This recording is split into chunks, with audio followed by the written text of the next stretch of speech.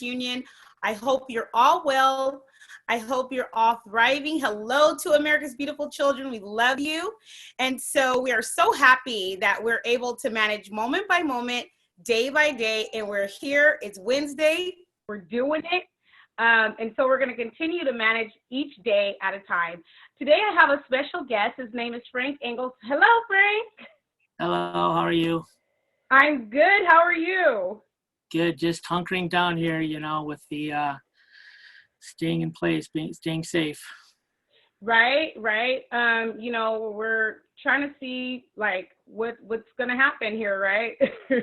Yeah. It's an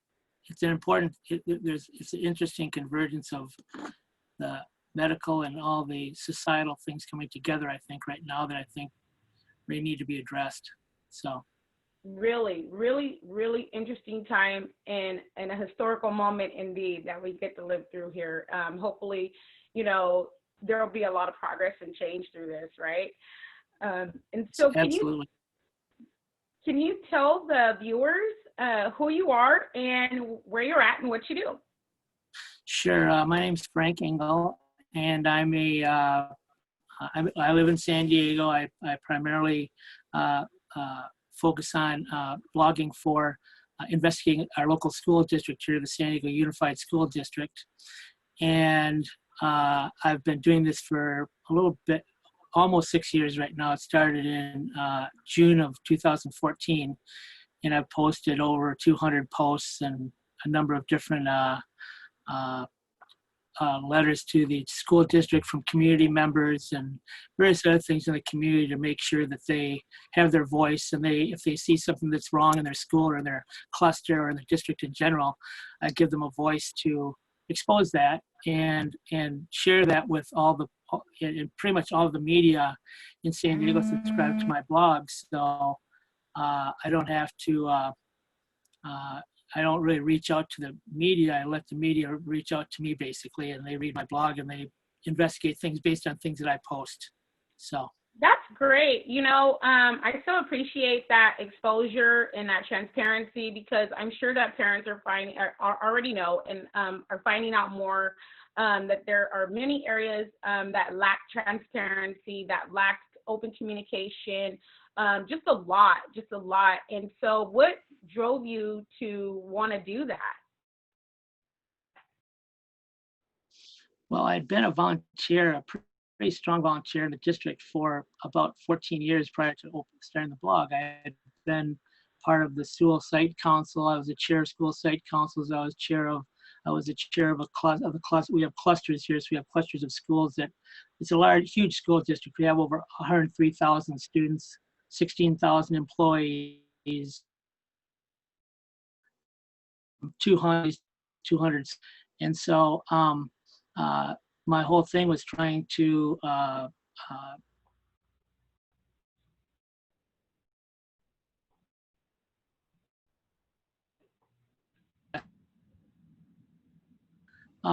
business of education as a volunteer and being involved in different communities and lots of different administrative levels in the district and at the school site. I started to understand how the whole system works. And what kind of triggered me to open the blog was my daughter I was the chair of the SSC at my daughter's arts school. It's middle school and high school combined. It's called SCPA. And 2 days before graduation, they removed our principal. And our principal was somebody I'd worked with for since the middle school, high school. I'd been the SSC chair there for 7 years with this principal, and I knew how qualified she was, and strong African-American lady who really understood arts and the way that things should work and how a school should be run. She was nationally known for what she did, and they removed her because one of the board members, one of their kids, had a problem at the school, and the principal didn't give him any special consideration when he broke the rules. He had to follow the protocol for breaking rules, and there are a number of rules that he broke that were documented. And the board member was angry, and so the board member conspired with the superintendent to remove our principal 2 days before graduation. So at graduation, guess who's handing my daughter her her diploma? It was the board member who had intervened with the principal that took the place of the principal to hand out the diplomas. So that to me kind of, since I'd been involved a lot with the district and knew how the workings of the district was, that I won't say it was surprising, but it was pretty shocking in that a board member would get involved with a operational situation at a school site at the expense of all those students who had had this principal for 7 years, and just basically ruin the graduation ceremony because of her own selfish needs. So I started just tracking. I just started the blog, and I said, what's going to happen to our principal? It kind of was the first post I posted, basically, and then this just kind of grew from there. So. And so, you know, for those of you who are watching, I'm constantly talking about how it doesn't take an expert to be advocating for change, to be empowered for your community. And here's a prime example right here. You know, there was an incident that took place, and he was fully aware of what was going on. And so he began to post this information for the community to know what was going on. And now he has the district's deed site, which I will bring up right now. I'm going to share it. Okay, so talk about your site. I see that you have a lot of information on here. Districtdeeds.blog is where everyone can find that at. Yeah, basically what's interesting, I think the cover picture is a pretty funny story in that the cover picture is our superintendent here in San Diego Unified. And through a freedom of information request done by one of the local public newspapers, I was able to access an email where the superintendent was instructing around that time, instructing all of her direct reports to read district deeds, because I had raised the issue, and she was part of the cover up of what this board member had done, this trustee had done, and she had actually facilitated that. So I thought it was a really nice picture to put on the front cover to tell she had told all of her staff, and I said, well, as long as you're telling your private staff, then you should tell everybody to read district deeds. So that's why I put it on the cover. So. Wow, right, and we can see that is Cindy Martin, the San Diego Unified School District Superintendent. I've seen her live in full effect at board meetings. And so I did happen to read this open letter from Roosevelt Blackman about the Title I funds, and talk about that a little bit. I actually saw that, and I think it was the Voices of San Diego. Yeah, a while ago, I'd say probably 4 months ago, there was an article in Voice of San Diego regarding this, and Mr. Blackman is a strong advocate for one of our clusters, our Lincoln cluster in District E. And what happened was, as you can read in the article basically, and what you can see in my post, there were promises made. There were $400,000 worth of support for the school site that basically disappeared. And there has been some financial issues. $400,000, yeah. And there have been some pretty historic, back when I first started my blog, I compared the removal of our principal to the principal that a really qualified principal that was removed from Lincoln High School. That was basically the same thing, an African-American principal that was very strong, had control of the school site, was excellent, but did not follow the dictates of the superintendent, and refused and said, I need to run the school the way I know how to run it best. And she was extremely qualified, and she was running it really well, and then they removed her anyway. So he's part of the community that was the Lincoln cluster, which is, he's the chair of their committee there. And he reached out to me. I've seen him in the past. We've talked, but what I try to do with District Deeds is give folks in the community a forum to post their open letters to the district, as opposed to just going to the board meeting and handing it to the board public comment, 2 minutes of public comment to the whole community, but also to all the press, and also that the district knows that they're being exposed for things that they're doing. So it's a great tool, I think, to help community members and schools and teachers and anybody that's a stakeholder in the school district is welcome to post what they, an issue that they are trying to shed some light on. And this was just a good example of that. Right. So thank you so much for this. And right here, I see that it says, you know, if your family has been injured by the San Diego Unified School District, go to the district deeds complaint form. So to all of my San Diego viewers, you can go to districtdeeds.blog, and there is a district deeds complaint form. If you are tired of the cover-ups and lies by the superintendent, you can also click the link below, sign the petition, and read the comments to support the removal of Cindy Martin. And there is other information that you should be looking at transparently, paying attention to this information. This is vital information. I see a lot on the side here on the left that is going to be vital information that you will want to read. And it also gives the timeline, right? And so all the facts are up here. Talk more about how long it takes you to get this information in your investigative process.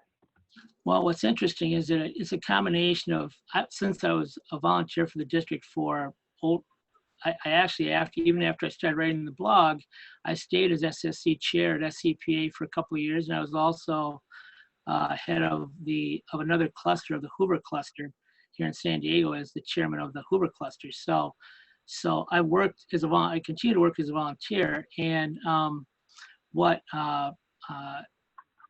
the key to this, to me, I'm sorry, I lost my train of thought here. That's okay. How you were investigating your investigative processes.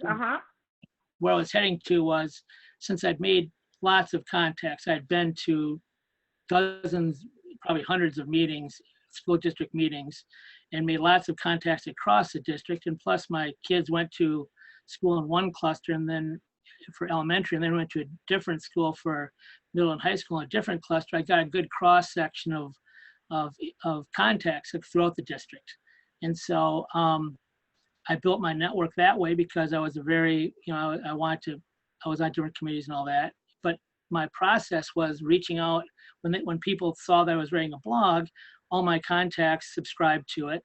And then when they found something out, they'd tell me, because they knew I'd be confidential and they could trust me. I wasn't going to betray them in any way. And one of my big things that I do is I will not print a story if it puts anybody's personally at risk, or at risk with their job, especially employees of the district. And this district is pretty big on retribution for teachers and even parents, for that matter, that speak up. And my biggest challenge is with the investigation process is, no matter how big the story, never risk the identity or anything when it comes to any of my people that come to me to inform me about different problems.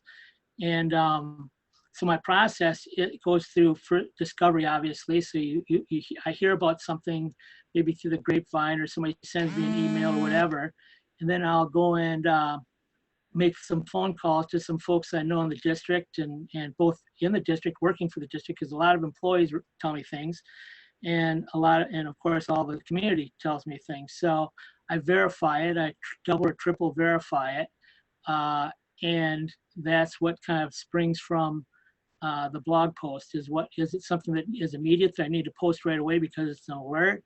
Is it something that's more of a study, where I've done like 3-part blog posts where it's so big of a subject and so complicated that I can't cover it in one post. So I do 3-part posts or 5-part posts for that. And all the best thing about it that my readers, I think, understand, and the folks that deal with me understand, is that I always tell the truth, and the truth is based on fact. It's not my opinion. of course, I have an opinion, and I share my opinion about Right. how I think the leadership of the district is, but the information I put on there is all backed up by documentation or by testimony. I don't put things on there that are just somebody said something and I want to put it on there and smear somebody's name by that. I also really hesitate to put anything about anybody lower than senior management in my blog unless it's a compliment. Everybody is a victim in this district. You know, teachers are victims, principals are victims, parents, kids. Everybody's a victim of poor management. And so to penalize them by putting something that they may be involved with best of intentions, but it's not a good thing, I don't really see as a fair thing to do for somebody who's volunteering their time or putting their blood and sweat into teaching our kids. I don't see where penalizing them. The leadership are the ones that are responsible, not somebody who's just a victim of the leadership. So that's kind of the way I investigate and what makes the cut to determine whether I put anything in the blog or not. Right. And I worked nearly 13 years in this district.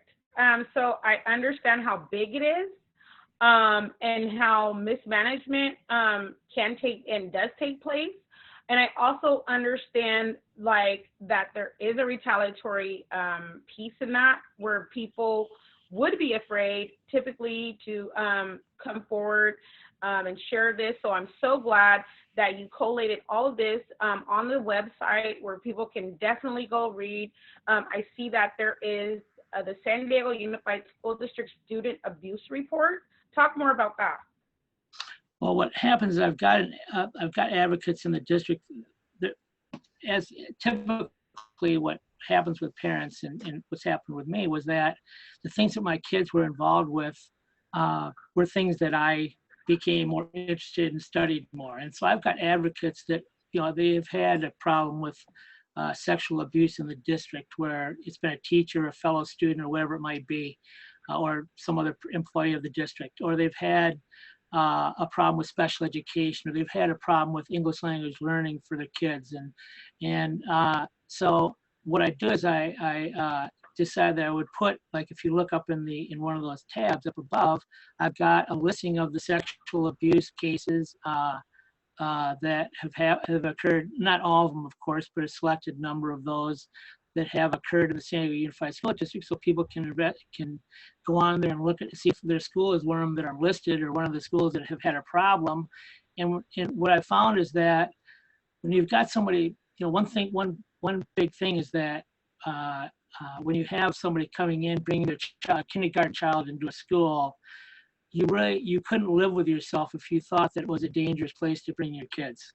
You know, none of us could. It's something that, so we automatically trust the school district to take good care of our kids right from the first day that they walk in the door till the last day they walk out.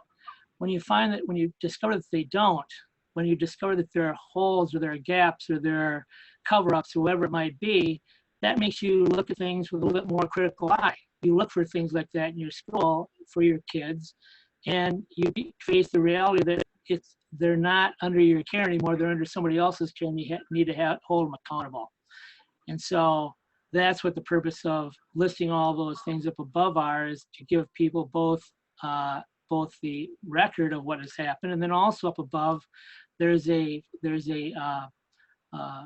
click that you can go on to give you all of the vehicles to file complaints. It gives you it even has a form on there for teachers to file complaints against the district via their union. Or what I want to do is give everybody the opportunity to, instead of having to search through the internet or try to search through the school district website that hides those types of things, give them a real resource to be able to voice their, file a complaint, show them how to file a complaint, and make sure they keep their rights for their kids and themselves, their educational rights.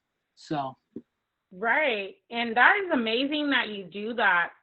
Thank you for that. Also, sitting here looking at the district student abuse report, parents, this is vital information again. If your children are in San Diego Unified School District, you definitely want to check this out. We want the children to be safe.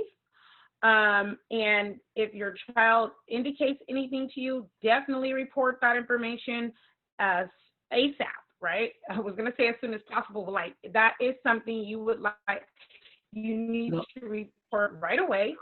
And so, I see that you have all of these years of information, which I'm sharing with those that are watching right here, collated on one site. You've investigated, you've gotten the facts. Have you been attacked for sharing this information publicly? Well, what we all have to kind of remember is that the public education is a business. There are folks that are in every there are folks in every category of stakeholder that have vested interests in how the school district either performs or generating revenue for themselves or their families or whatever it might be. So there are some. It's very hard for them to naysay with me since everything I've put on there is fact. So they can't really argue against me with that. And my biggest challenge, like I said, is not so much, they don't really have any vehicle to attack me because everything I say is the truth. If they said he's lying, then they'd have to prove that I was lying, and I never lie. Right. So, and so there's really not much retribution. The best part about this is that, they've got a $1.3 billion budget, 16,000 employees, and me with my little blog that cost me the name of my blog is basically from the AC/DC song called Dirty Deeds Done Dirt Cheap. Well, this is District Deeds Done Dirt Cheap. It cost me $100 for the storage and for the blog a year, and for $100 I get to chase down the district. and, right. And from a pure grassroots standpoint, the biggest thing, the biggest positive thing they can do is transparency, and transparency disinfects. What, the minute that people start talking about, the district changes their ways, and the more people that talk about, the quicker the district changes their ways. And so I would love to have 20 more people writing blogs in San Diego about the San Diego Unified School District, because this isn't a proprietary thing or something that I want to keep to myself. In fact, it's really funny. One of the things I run into is I'll put something on district deeds, and 2 weeks later, 2 months later, 3 or 6 months later, an article will come up using the information that I gathered, not giving me credit for it, but using it in news articles and radio and TV. And that's fine with me. I'm not here to, the last thing I really want is any kind of fame for this. Right. All I really want is transparency, and I'm glad that they're doing. I hope and a lot of news organizations subscribe to my blog, just because it's for them. It's a tip. Instead of me approaching them with tips, they can just go to a central repository and get their tips. And the reason I keep all my past blog posts up is because they use it for research. It's right. really funny.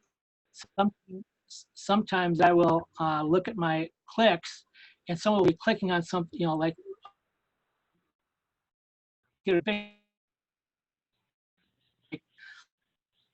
over 1.5 years ago, and in 2 weeks they're using my information that they did research on my blog for, which is great. Which is exactly why I'm keeping put all the documents on here and put all the stories on here, so all the news organizations and any stakeholder can use this for research purposes. So,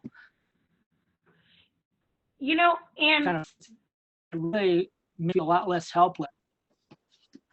right. Go ahead. And right here, I want to touch on this one article because when we see things, a lot of times people see things, public statements or comments on the news, and everything looks all great. And, right here, though, it says March 29th, as of March 29th, right, is when the article came out.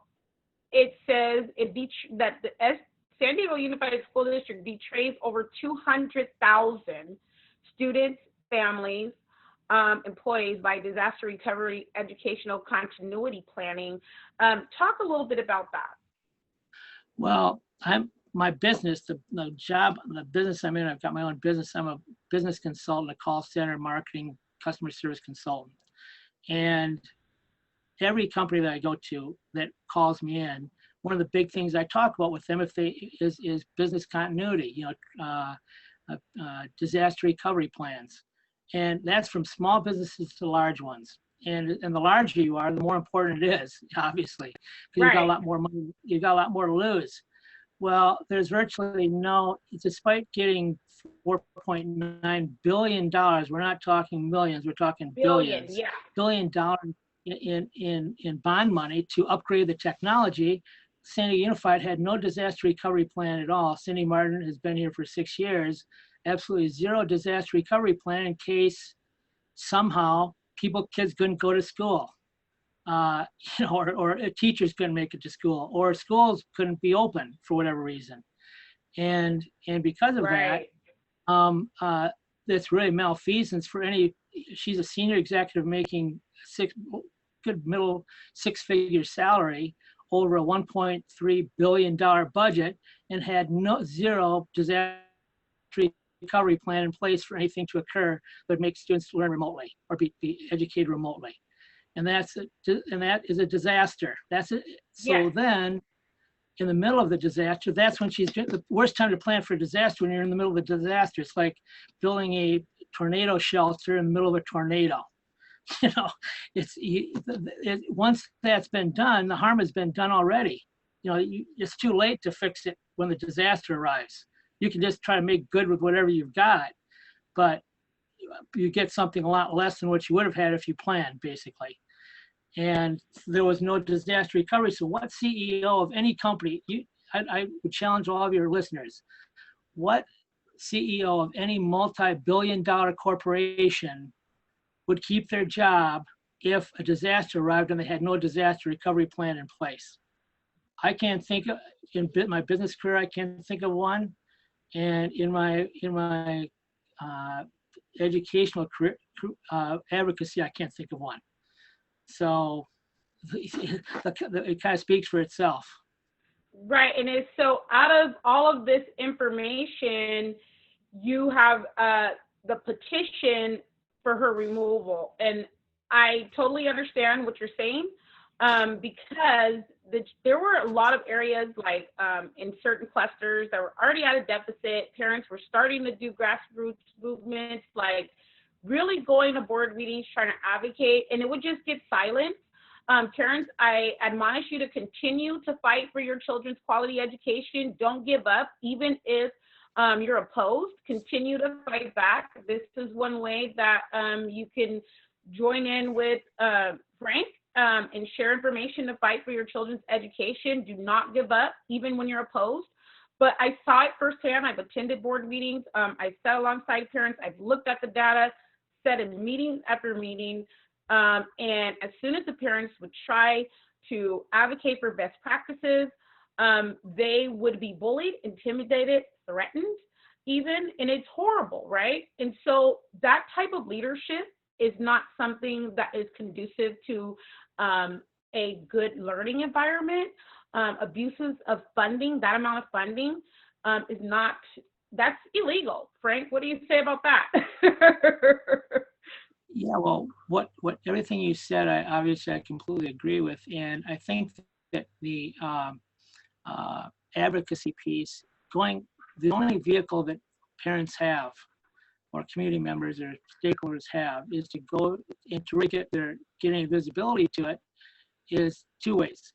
Try to get one of the local news organizations to put something on, and then you get in television, you get about 30 seconds. In the newspaper, you might get a few quotes.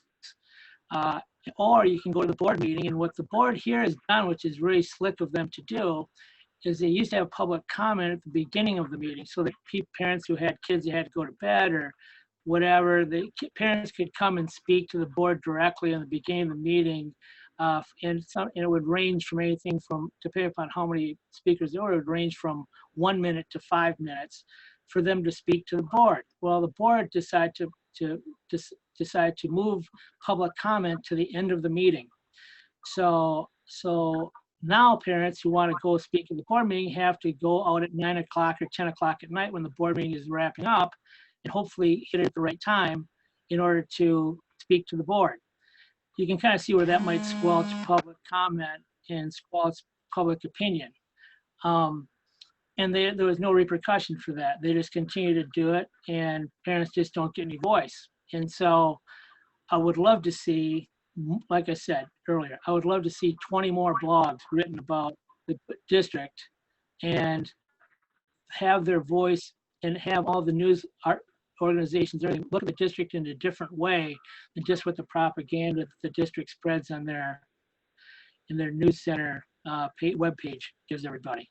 So how do people contact you if they're interested in figuring out how to create their blog? You heard it from Frank. He's investigating and reporting on San Diego Unified School District and the deeds of the district here at districtdeeds.blog. So you did say that it would be good if other parents, community leaders, caretakers were willing to write and present that information and expose it. And so how do parents or community leaders or anyone watching us go ahead and do that, contact you for more assistance with setting that up? Yeah, I've got on the blog, I have all my contact information. It's very to email me, it's very simple. It's just districtdeeds@gmail.com. So it's nothing complicated. It's not some long email address. If you've got a question, if you've got some way you want to start your own blog for a school, investigating your own school district or San Diego Unified, whatever, feel free to reach out, because I do this all the time with community members, to help community members and parents and students and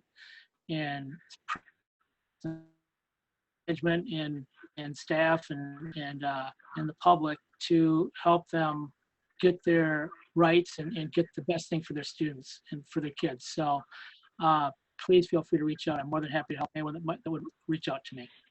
Thank you so much, Frank. That's very encouraging for parents to continue to ask hard questions, expose the truth, fight for children's quality education. You don't have to be an expert. Frank told you how he started. I've talked about how I, began advocating and speaking up on behalf of not just my children, but other children as well. And so I admonish you not to be silent, especially if you suspect any type of abuse. Definitely don't be silent. Report that right away.